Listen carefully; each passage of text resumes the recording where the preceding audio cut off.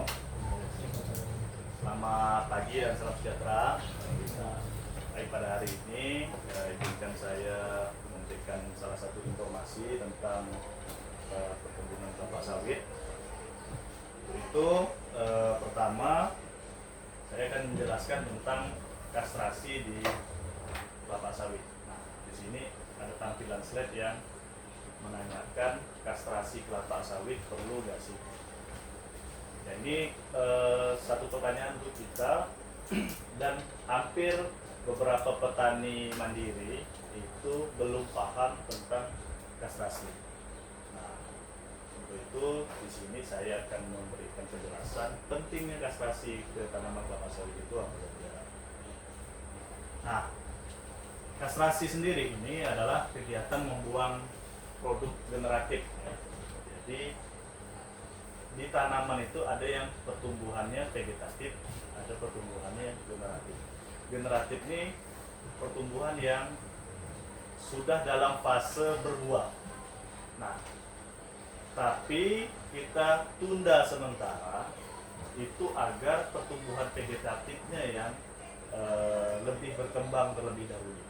Jadi untuk mempersiapkan tanaman dengan produksi yang bagus itu diawali dengan memastikan pertumbuhan vegetatifnya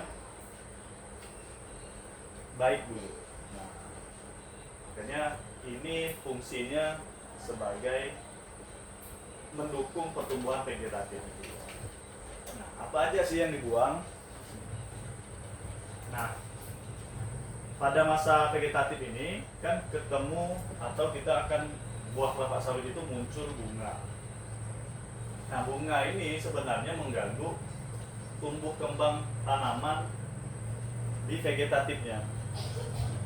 Karena apa? Karena unsur hara yang ada yang diserap oleh tanaman itu nantinya akan fokus ke pembungaan dan pembuahan. Yang si batang, daun itu akhirnya mengalah. Nah, untuk itu kita tunda dulu buah dan bunganya supaya si batang dan daun tadi itu tumbuh dengan subur terlebih dahulu. Nah, ini dilakukan biasanya setiap 2 bulan karena munculnya buah itu setiap bulan sebenarnya ada buah yang muncul, tapi supaya lebih efektif kita mengerjakannya, kita lakukan biasanya setiap 2 bulan 1 kali. Nah, kalau manfaatnya ada 3. 1, mengalihkan produksi buah yang tidak ekonomis, karena buah pertama itu biasanya kita sebut buah dompet itu belum ada nilai jualnya, jadi berbuah pun percuma. Makanya kita buang saja supaya bermanfaat bagi hal yang lain. Nah, tadi yang saya jelaskan, kenapa kita harus buang, untuk supaya tanaman itu berbuah besar di kemudian hari, maka kita harus pastikan dulu tanaman dalam pertumbuhan vegetatifnya itu kokoh dan kuat. Bagaimana kita mau menopang buah yang besar sementara batangnya, akarnya itu belum kuat, kan gitu. Logikanya seperti itu. Nah, kemudian manfaat yang kedua tentu saja kita berharap pertumbuhan buah yang lebih besar dan seragam nanti di kemudian hari. Yang ketiga, menghambat perkembangan hama dan penyakit. Jadi dengan membersihkan tadi, kebersihan tanaman juga terjaga sehingga tidak mudah dalam mengundang hama maupun mendapat serangan dari penyakit-penyakit yang senang terhadap kelembaban di tanaman. Nah, jadi untuk waktu pelaksanaannya itu pada saat umurnya 14 bulan. Jadi setelah sawit ditanam, baru 14 bulan kemudian itu mereka akan mulai muncul. Sebenarnya di umur 12 juga sudah ada 1 tahun itu bunga calon buah itu sudah mulai muncul. Nah, cuman tadi balik lagi dengan penjelasan sebelumnya bahwa buah yang muncul itu secara ekonomis masih belum layak dijual. Nah, makanya lebih baik kita buang. Kemudian pelaksanaan klastrasi ini kita lakukan biasanya di 2 bulan 1 kali sampai si tanaman kelapa sawit ini berumur 24 bulan. Bisa kita jadwalkan itu setiap 2 bulan sekali. Berarti dari 14 ke 24 itu ada 10 bulan. Berarti pelaksanaan kastrasi ini dilakukan selama 5 kali saja. Sehingga nantinya sudah tidak ada lagi buah atau bunga yang tidak ekonomis yang ada di tanaman kita. Nah, untuk alatnya sendiri ini namanya dodos kastrasi. Jadi bentuknya itu di ujung tajam, kemudian ada lubang ini sebenarnya nanti buah dompet itu, buah yang masih seludang itu dimasukkan ke dalam baru ditarik. Nah, mudahnya. Nah, biasanya kalau bunga pakai yang ujungnya tadi, di ujungnya kita potong karena bunga tadi tidak bisa kita masukkan ke dalam lubang dodos kastrasi ini. Yang dibuang itu termasuk buah yang udah terbuka seludangnya maupun buah yang masih berbentuk seludang. Seludang itu yang menutup buah itu sebelum dia mekar. Biasanya disebut bunga betina. Buah yang masih dalam seludang itu biasanya kita sebut bunga betina. Nah, secara teori semua bunga jantan dan betina sampai ketinggian 30 cm di atas tanah dibuang. Tapi harus kita pastikan bahwa daun dan pelepah itu jangan sampai terluka. Jadi harus berhati-hatilah untuk kita buang. Nah, kalau untuk bunga yang masih kecil yang tadi yang saya kayak dilihatkan seperti ini contohnya itu, ini tidak perlu didodos bawahnya, cukup tadi lubang yang alat itu kita masukkan, kemudian ditarik, maka dia akan otomatis lepas. Nah, tapi kalau yang sejenis ini, itu karena kita tidak bisa masukkan ke dalam lubang alat itu, maka barulah dipotong bunga. Nah, ini perbedaan antara bunga jantan dan bunga betina dan bunga jantan. Nah, bunga jantan ya ini bisa dibedakan lah ya dengan mudah. Yang jantan itu berbentuk panjang-panjang ya, nah, yang betina lebih akan berbentuk buah nanti ke depan. Nah, kalau yang itu tadi bunga seludang yang masih buah yang masih dalam seludangnya, sedangkan ini yang udah pecah seludangnya. Ini biasanya umurnya sekitar 10 hari dari seludang itu ke mekar seperti ini, jaraknya biasanya 10 hari. Nah, juga antesis sama, dari yang ini ke sini ini biasanya 10 hari, dan nanti dia akan antesis itu mekar lah bunga. Nah, ini yang akan mengundang kumbang yang namanya kumbang sawit itu Elaidedius yang benar bukan. Di sinilah yang keluar serbuk sari. Nah, sampai di situ tadi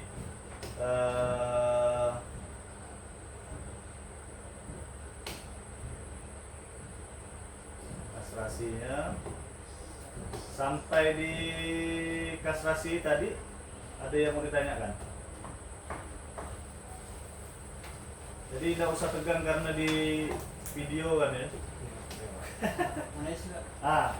Jadi terus dilakukan sama setahun ya?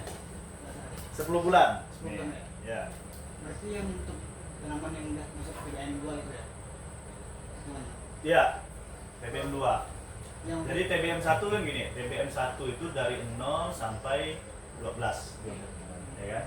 TBM 1 berarti 13 sampai 24.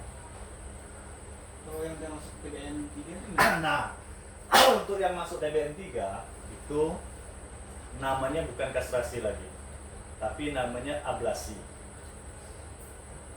Nah, itu bukan membuang bunga lagi, tapi udah membuang buah. Karena umur yang TBM 3 tadi pastinya yang ini udah jadi buah seperti ini kan. Nah, karena udah waktunya itu udah lewat. Untuk hal yang tadi itu kita harus berhati-hati kalau melakukan ablasi. Itu harus perlu perhitungan karena yang dilakukan itu nantinya bisa jadi dua kemungkinan. Satu, berpengaruh baik, artinya sama dengan tujuan kastrasi dari vegetatif dari pertumbuhan generatif yang kita tunda menjadi pertumbuhan vegetatif yang kita harapkan. Sementara kalau diablasi itu bisa saja si tanaman akan mengalami kondisi yang di luar keinginan kita. Artinya terpengaruh terhadap perlakuan yang terlambat tadi, sehingga tanaman malah terlambat tumbuh kembangnya. Jadi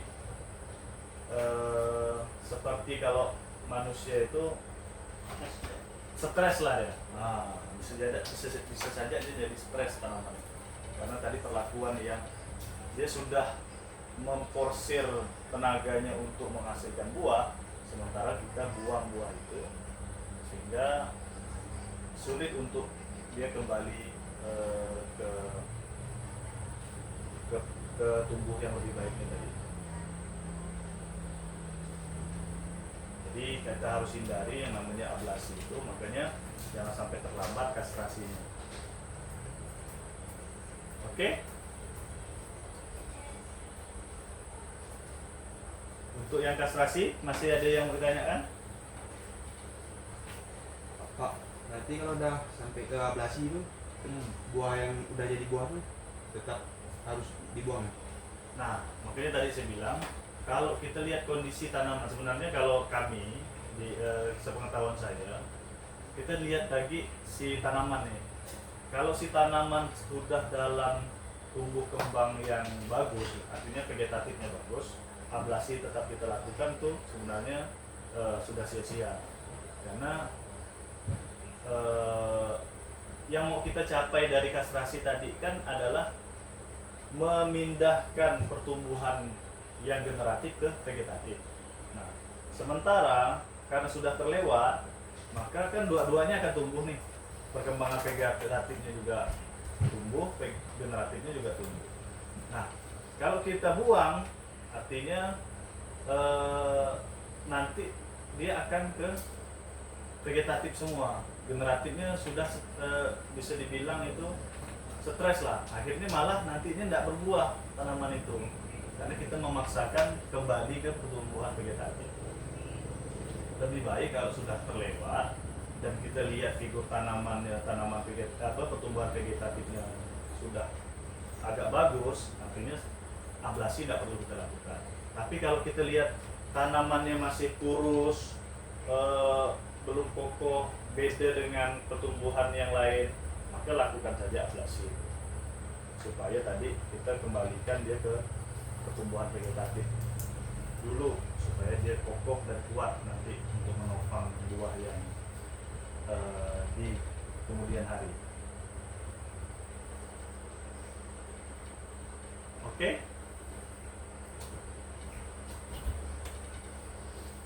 Kalau tidak ada, kita lanjut ke pruning. Nah, ini pruning. Jadi sama kayak tadi, pertanyaannya apa itu pruning kelapa sawit. Nah, pruning itu adalah tindakan kompromi antara kepentingan praktis dan fisiologis tanaman. Kenapa dibilang kompromi? Karena kita yang namanya kompromi ini kan kita cari jalan terbaik. Ya. Sebenarnya membuang pelepah itu bagus nggak? Bagus nggak untuk mencari apa? Usaha itu enggak Terbagi lagi. Ya. mengurangi nggak? Artinya itu setelah kita mengetahui perlu adanya kompromi.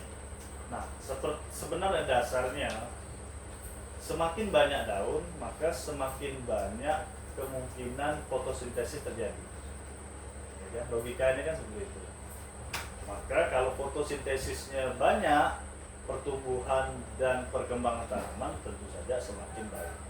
Nah, sementara pruning kita membuang sebagian atau sebagian kecil pelepah atau daun yang gunanya untuk fotosintesis. Ya. Berarti kan logikanya berbalik. Kenapa kita buang? Makanya di sini ada bahasa kompromi. Jadi sama-sama kita ambil jalan tengah. Tidak sampai mengurangi proses fotosintesis, tapi juga kita memberikan manfaat untuk si tanaman dan si petani. Nah, makanya yang kita kompromi itu antara kepentingan praktis, jadi kepentingan praktis itu kemudahan kita dalam melaksanakan perawatan tanaman maupun pemanenan, juga kita harus memikirkan fisiologis tanaman juga, jangan sampai si tanaman ini terhambat fotosintesisnya. Nah, untuk itu dari kedua kompromi tadi didapatlah sebuah manfaat. Satu, kemudahan panen. Kalau pelepahnya banyak, panen akan mengalami kesulitan karena harus memotong pelepah dulu baru bisa buah itu kita panen. Yang berikutnya adalah memacu perkembangan tandan. Jadi yang dimaksud tandan ini tandan buah. Kalau kebanyakan pelepah, maka tandan buah akan terimpit, akan sulit besar. Nah, makanya kita beri ruang. Ruang inilah yang kita lakukan dengan cara di pruning. Jadi agar si pelepah tadi tidak ada yang nahan di bawahnya, kan? Jadi dia bisa lebih tumbuh mekar dan tandan bisa tumbuh besar. Kemudian yang ketiga itu manfaatnya mengurangi penyakit dan hama. Nah, tentu saja semakin banyak pelepah, tingkat kelembaban di tanaman juga semakin tinggi. Nah, sehingga itu lebih mudah dalam mengundang penyakit. Penyakit di sini bisa berupa jamur, kemudian hama bisa berupa ya seperti tikus yang senang di tempat-tempat lembab, kemudian pirakaba. Nah, itu yang kita hindari karena faktor kelembaban yang tinggi malah mengundang penyakit dan hama. Yang keempat itu manfaat pruning adalah meminimalisir losis. Losis ini hasil yang terbuang. Nah, alasannya kenapa? Alasannya karena berondolan yang ketika kita panen itu akan sangkut di pelepah yang kalau kita tidak buang atau tidak kita pruning. Nah, sehingga yang seharusnya tadi yang kita panen 1 tandan dan 10 berondolan karena tersangkut, jadi hanya 1 tandan 3 berondolan, 7-nya sangkut. Nah, itulah losis. Losis itu hasil produksi yang terbuang. Nah, makanya manfaat pruning itu juga salah satunya meminimalisir losis. Yang kelima, memudahkan pekerjaan piringan dan pemupukan. Tentu saja ini kan yang kita alami bersama dalam pelaksanaan perawatan kelapa sawit. Waktu pelaksanaan pekerjaan piringan. Piringan itu membersihkan lingkaran di sekitar tanaman kelapa sawit. Nah, kalau banyak pelepahnya, berarti kan akan sulit kita melakukan perawatan di situ, dan pupuk juga akan sulit karena lokasi piringan tanaman itu masih banyak pelepah-pelepah yang belum kita buang. Itulah manfaat pruning yang dilakukan, tapi tentu saja dengan kompromi terhadap fisiologis si tanaman. Nah, kemudian kita masuk kepada tahapan pruning. Jadi pruning dimulai dari pruning atau pemangkasan pasir. Nah, pemangkasan pasir ini dimulai atau dilaksanakan pada tanaman umurnya 24 bulan. Jadi keberlanjutan dari proses kastrasi tadi. Kastrasi tadi kita mulai dari 14 sampai 24. Nah, setelah 24 itu, maka 24 ini saatnya kita pemangkasan pasir. Apa saja yang dibuang? Nah, pelepah X pembibitan. X ini bekas. Di pembibitan dulu pernah ada pelepah yang setelah ditanam nantinya akan itu sudah tidak berfungsi lagi. Jadi dia sudah kering, biasanya sudah tidak ada daunnya. Nah, itu kita buang. Nah, juga pelepah yang tidak berfungsi walaupun bukan pelepah X pembibitan. Jadi salah satu dari pelepah ini, jika kita lihat ada yang kering, nah itu perlu kita buang. Karena tentu saja itu tidak ada manfaatnya bagi tanaman kalau udah kering.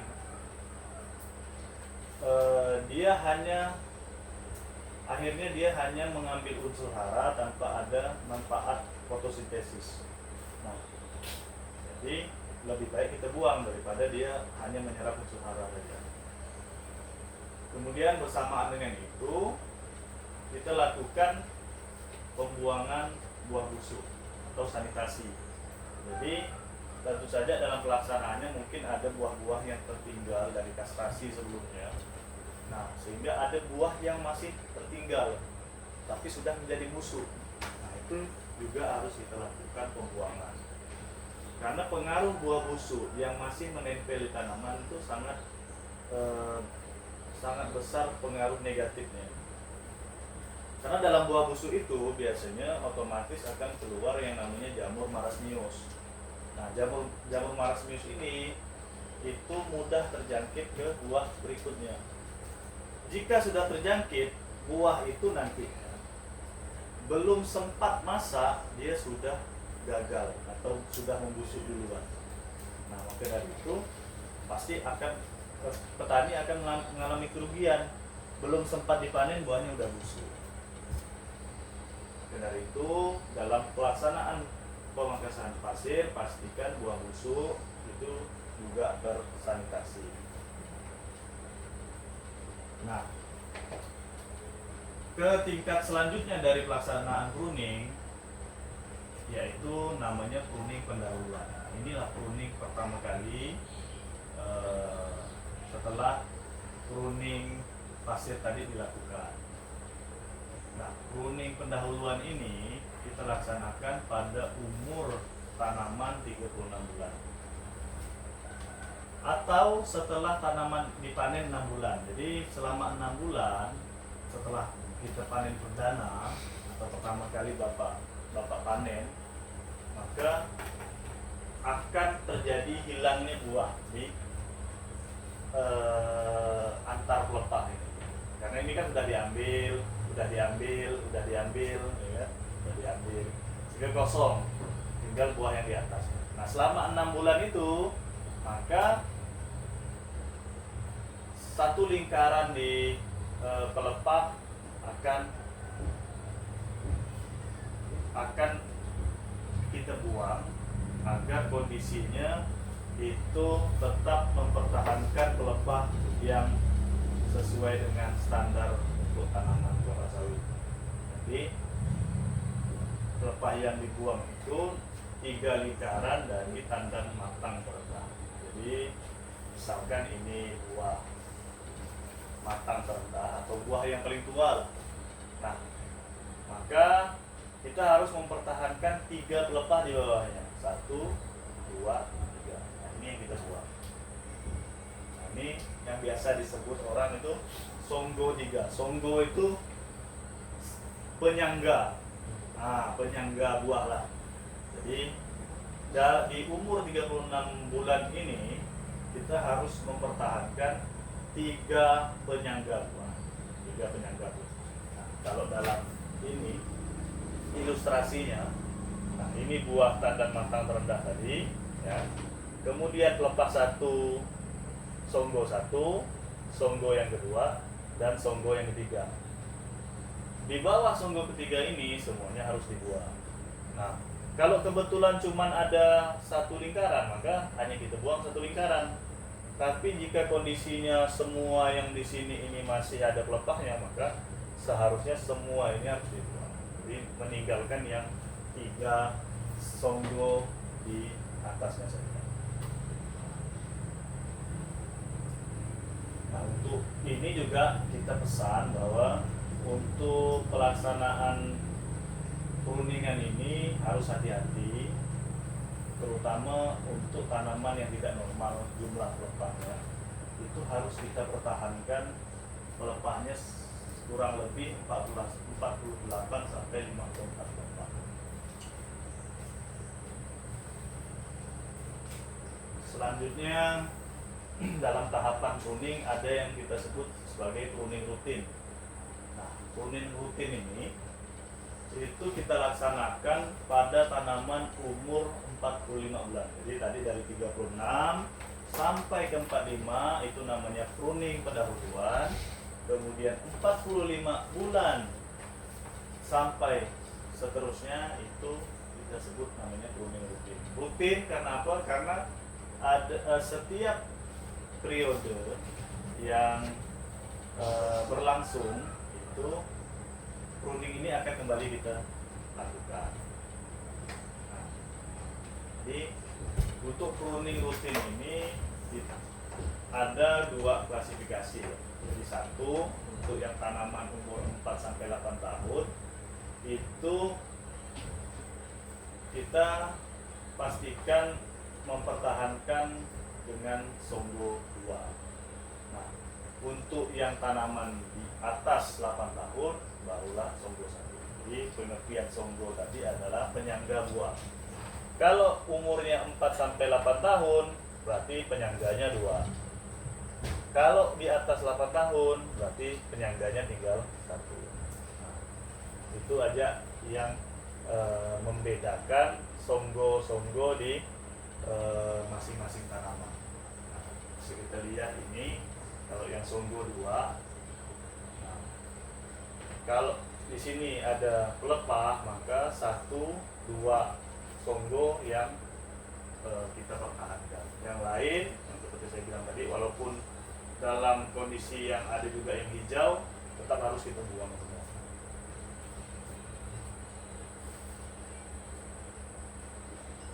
Nah, untuk yang songgo 1 bisa kita lihat di gambar. Nah, ini pelepahnya di atasnya sudah ada buah. Sementara ini adalah buah yang tidak ada penyangganya. Nah, ini yang harus kita hindari. Itu namanya overpruning. Karena kalau overpruning berarti kita sudah keluar dari pengertian yang pertama tadi, kompromi tadi kita dengan tanaman. Semakin banyak kita membuang pelepah, maka kita juga semakin banyak mengurangi fotosintesis pada tanaman.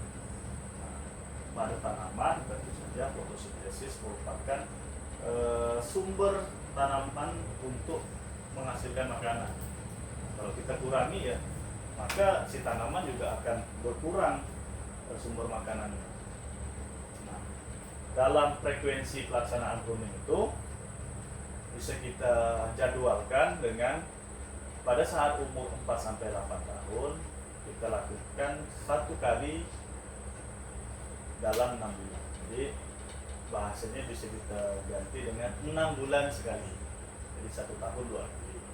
Nah, untuk umur tanaman yang 9 sampai 14 tahun yang sudah agak dewasa tanamannya itu kita lakukan 1/8 bulan. Jadi setiap 8 bulan sekali baru kita laksanakan. Kemudian umur tanaman yang lebih tua lagi di atas 15 tahun itu baru kita laksanakan 1 kali seminggu. Karena apa? Jadwal ini yang kita terapkan karena tanaman itu semakin tua itu akan semakin sulit kita untuk melaksanakan kegiatan panen. Namun tanaman juga semakin tua di kelapa sawit pelepahnya semakin panjang.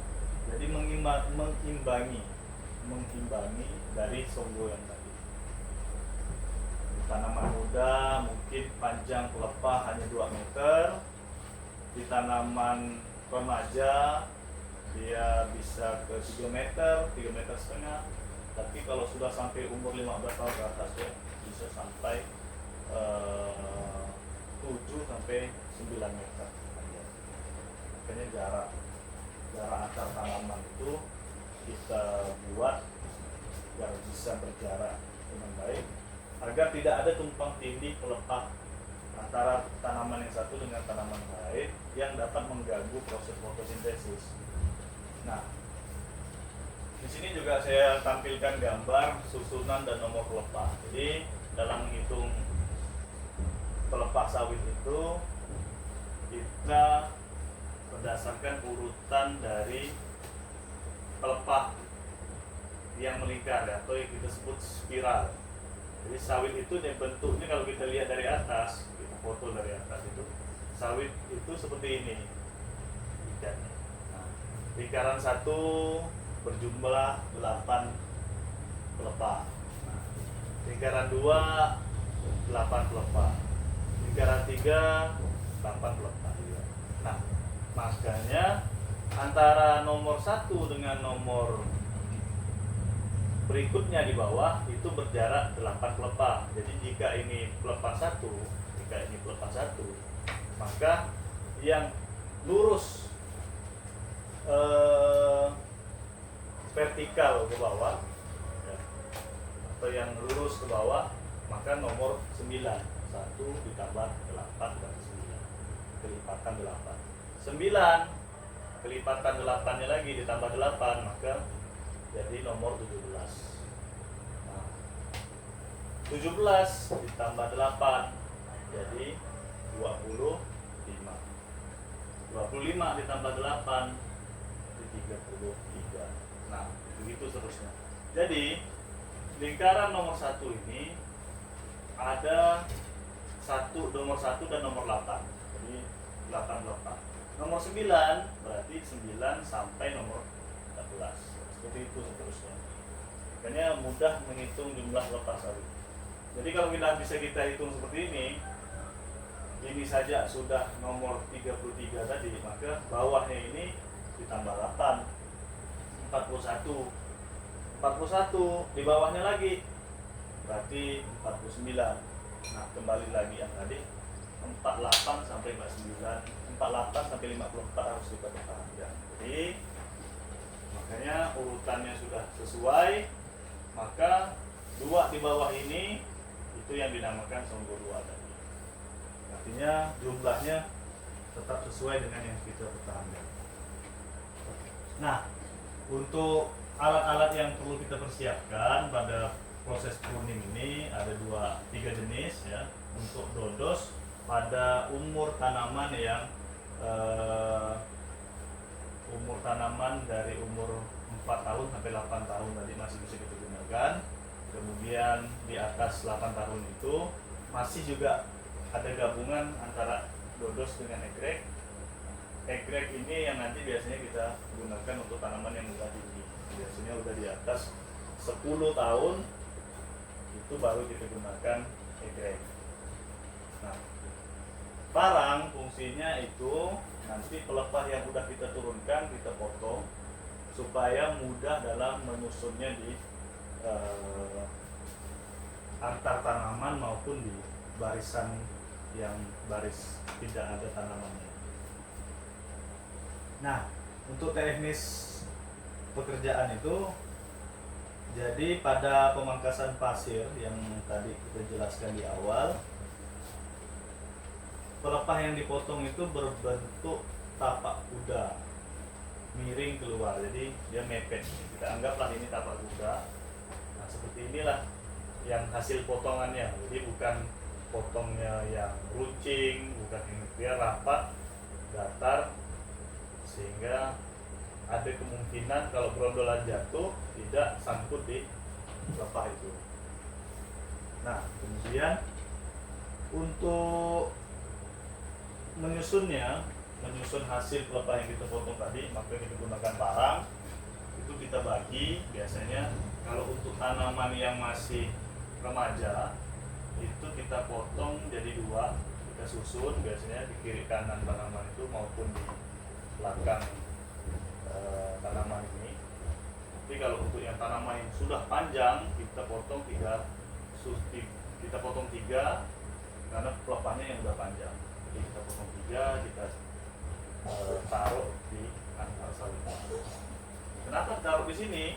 Nah, jadi hasil dari potongan pelepah tadi itu juga bisa dimanfaatkan sebagai mulsa bagi si tanaman.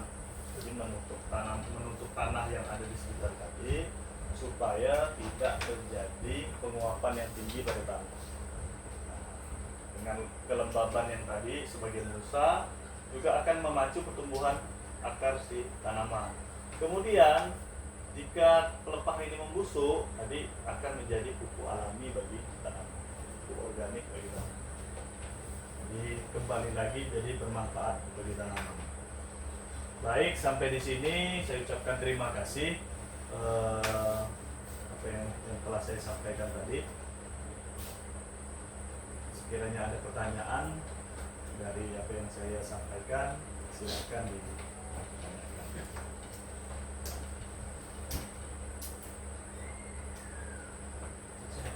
Boleh. Nah, di sini ya, kayak umur 4 sampai 8 bulan kan, 8 tahun ya. Ya. Kan bulan 2 songo. Ya. Sedangkan yang lebih dari 8 tahun itu 1 songo. Ya.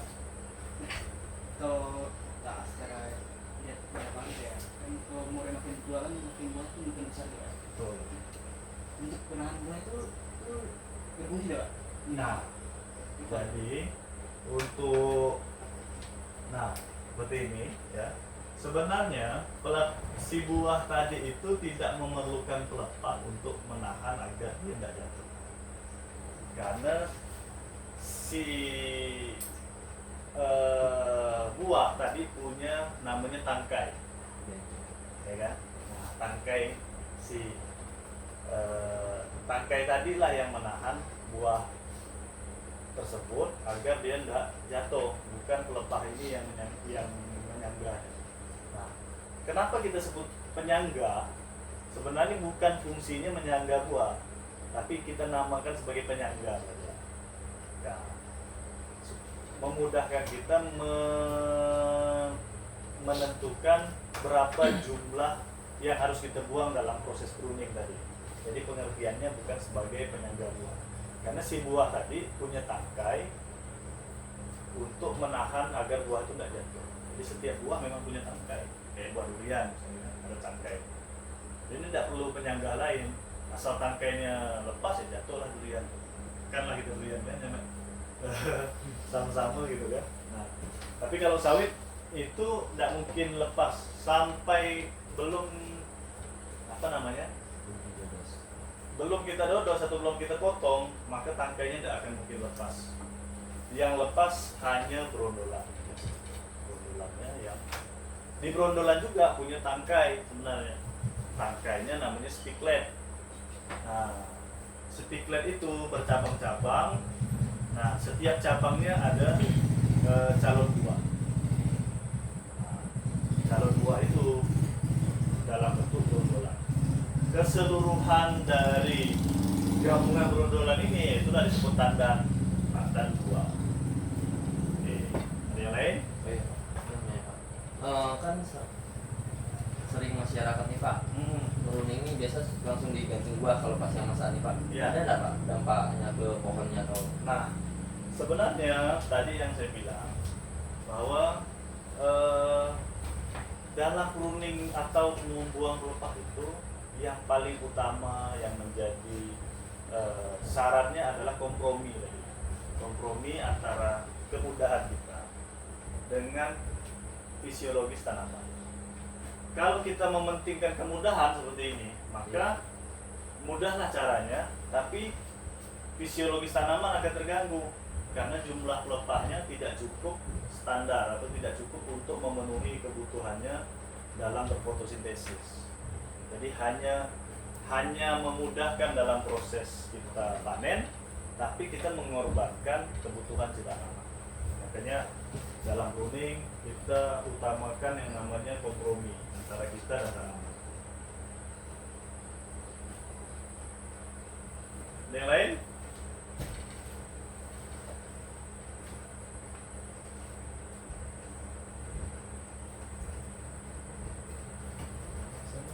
Oke. Untuk yang dilakukan rotasi itu kan cuma ada di pruning rutin. Ya. Jadi untuk palihan dari pruning pasir dan pruning ke pruning pendahuluan tuh, maksudnya pruning pasir itu cuma dilakukan satu kali gitu di umur 24 bulan, terus pruning pendahuluan itu cuma satu kali gitu. Ya. Jadi pada waktu umur dari 36 bulan maka kita lakukan yang namanya pruning pendahuluan. Dari 36 bulan itu maka kita laksanakan pruning rutin. 36 sampai ke 45 itu tidak kita lakukan apa-apa ya. 36 berarti ada sekitar 9 bulan. Nah, jaraknya. Jadi 9 bulan tadi barulah kita lakukan yang namanya pruning rutin. Jadi tidak kita lakukan apa-apa dari pruning pendahuluan barulah masuk ke pruning rutin tadi. Jaraknya sekitar 49 bulan. Setelah pruning rutin barulah ada yang namanya rotasi atau pengulangan jadwal pengerjaan pruning tersebut. Ya, ini tentu saja hanya sebuah pedoman jadwal, namun yang perlu kita lakukan memperhatikan kondisi tanaman. Jika si tanaman tadi